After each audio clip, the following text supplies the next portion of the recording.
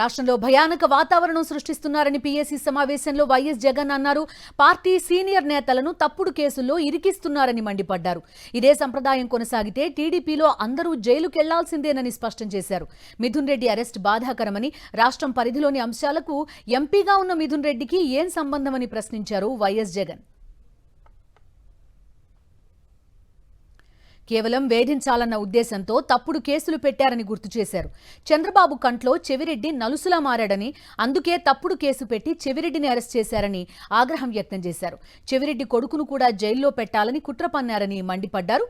గట్టిగా ప్రశ్నిస్తున్నాడని నందిగం సురేష్ను 191 రోజులు జైల్లో పెట్టారని గుర్తు చేశారు వైఎస్ జగన్. కాకాణిపై కూడా అక్రమ కేసులు పెట్టి అరెస్ట్ చేశారని, ఇప్పుడు మళ్లీ మాజీ మంత్రి అనిల్పై తప్పుడు కేసు పెట్టారని గుర్తు చేశారు.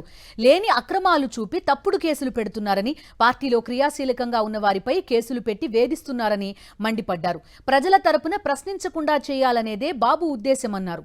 చంద్రబాబు పాలన ఘోరంగా ఉందన్నారు వైఎస్ జగన్. రాష్ట్రంలో అసలు పరిపాలనే కనిపించడం లేదన్నారు. సూపర్ 6 సహా ఏ హామీ అమలు చేయలేదన్నారు. పాలనలో ఘోర వైఫల్యం చెందారు కాబట్టే ఈ తప్పుడు కేసులు పెట్టి వేధిస్తున్నారని మండిపడ్డారు వైఎస్ జగన్.